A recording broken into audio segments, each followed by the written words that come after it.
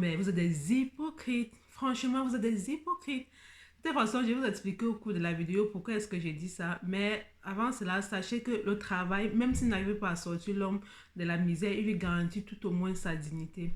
Et là, j'ai envie d'ajouter que le travail vous éloignera du Dubaï porta-porte et bien évidemment de ses dérives. Voilà. Les personnes sont stimulées sexuellement par le fait d'être fouettées ou bien par le fait de dénigrer de la plus pire manière que ce soit leur partenaire. C'est peut-être choquant, mais dites-vous que les ressorts de la sexualité sont complexes et propres à chacun.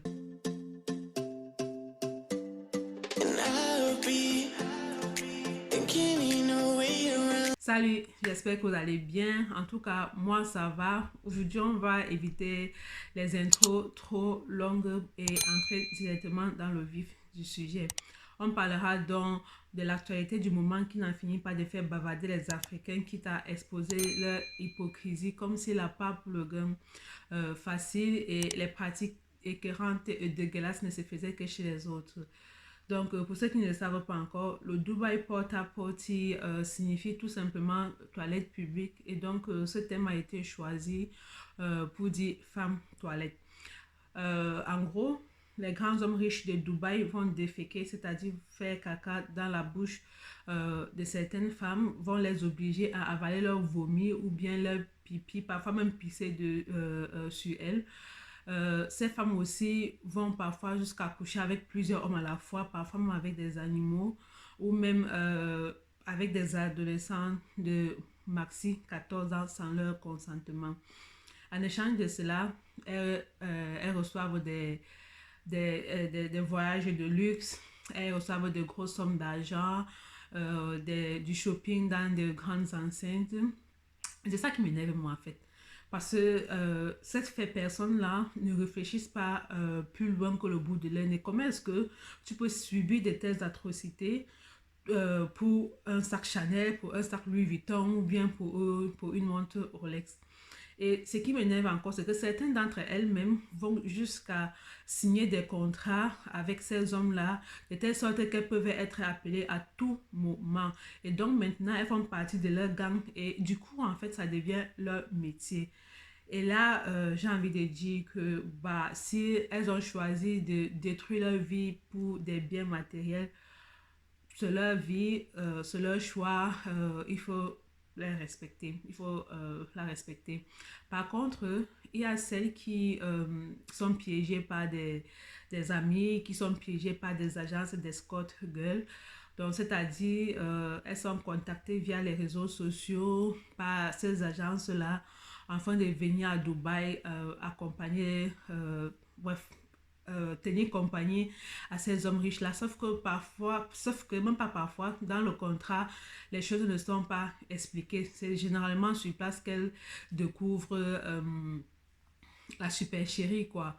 Et du coup ces femmes là et aussi ces hommes, oui, parce que les hommes aussi en font partie, sont des influenceurs ou bien des influenceuses, des mannequins, des miss. En fait, ce sont des personnes de toutes catégories.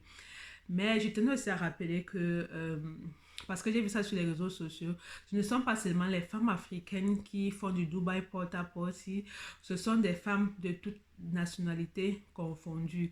Et voilà quoi. Mais ce que je ne comprends pas en fait, c'est que c'est maintenant que ça fait du buzz. C'est maintenant que le Dubaï porte-à-porte fait le buzz. Et pourtant, c'est pas une nouveauté, c'est pas quelque chose de nouveau. C'est quelque chose qui existe depuis longtemps, j'ai envie de dire. Et d'ailleurs, même en 2014, pour ceux qui connaissent Jerem Star, lui, il a essayé de dévoiler ça sur les réseaux sociaux jusqu'à citer même le nom de certaines influenceuses de la télé-réalité française. Et après, bon, et il y a aussi le youtubeur Sam Tira qui a laissé là 1 ou 2 ans. Il en a aussi parlé sur ses réseaux sociaux. Du coup, en fait, je ne comprends pas pourquoi est-ce que c'est maintenant que ça fait parler, quoi.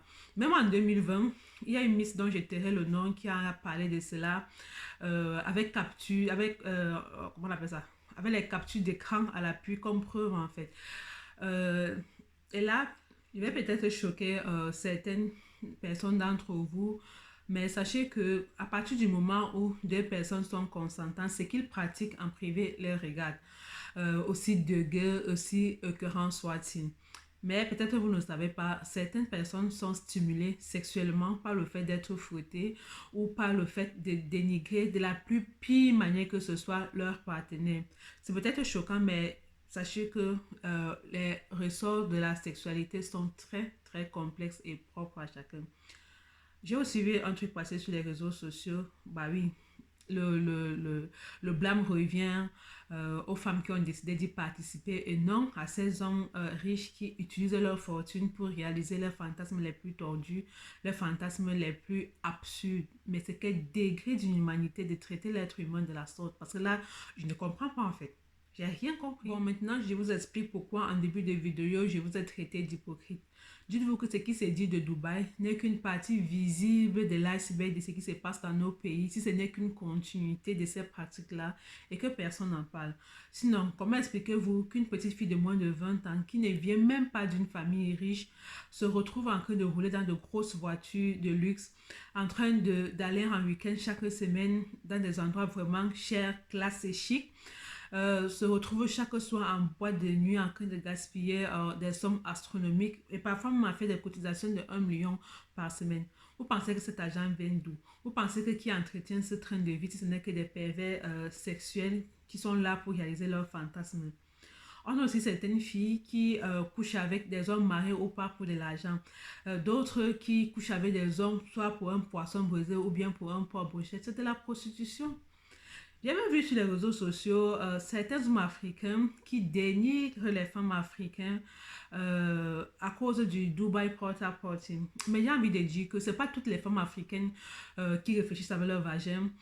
Certaines femmes, en fait, elles ont travaillé dur, elles ont taffé vraiment dur pour pouvoir s'offrir des vacances et aller à Dubaï. On ne va pas se mentir, Dubaï, c'est un endroit vraiment paradisiaque. Il y a des femmes qui y vont là-bas pour des affaires, donc il faut arrêter de mélanger les gens. Il ne faut pas profiter de la pluie pour chier dans le torrent. Parce qu'il y a certains hommes-là, des irresponsables, des gigolos exponentiels, qui sont là dehors et entretenus par des cougars et qui sont là, ils ouvrent aussi leur bouche. Ces femmes-là, ces hommes-là, ce sont aussi des prostituées. Ce qu'ils font là, c'est de la prostitution. C'est juste que c'est au pays, c'est pas à Dubaï. Mais sinon, là, c'est de la prostitution. Donc, il faut arrêter d'être hypocrite et de faire genre... Donc, j'ai vu les gens sur les réseaux sociaux dire que, voilà, les influenceuses nous ont vendu le rêve et tout et tout. Non, non, non. Elles n'ont pas vendu le rêve. C'est vous qui avez décidé de les suivre pour ce qu'elles vous montrent sur les réseaux sociaux. Personne ne vous a obligé à les follow, mais vous savez faire de votre propre gré. Donc, il faut arrêter de dire que les influenceuses vous ont vendu le rêve sur les réseaux sociaux. Non, non, non.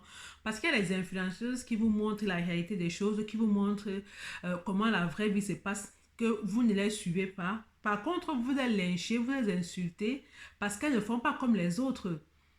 Maintenant, vous venez vous plaindre que les influenceurs vous vendent le rêve. Il faut arrêter ça. Que ce soit dans la vraie vie, que ce soit sur les réseaux sociaux, il faut arrêter d'envier les gens. Pour finir, j'ai envie de dire, marchez avec des gens dont vous savez ce qu'ils font dans la vraie vie pour mener le train de vie qu'ils possèdent et que vous pouvez accepter leur mode de vie. Sinon, fuyez, d'accord? Ok les amis, c'est ici que la vidéo se termine. J'espère que vous aura plu. Mettez-moi des pouces bleus en l'air, des commentaires. Et voilà, abonnez-vous à la chaîne pour ne plus rater aucune de mes vidéos. Et on se retrouve prochainement dans une nouvelle vidéo. Tchuss!